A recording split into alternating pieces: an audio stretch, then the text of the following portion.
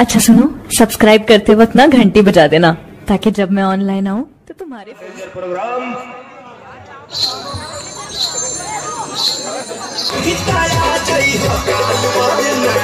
जरूर मिले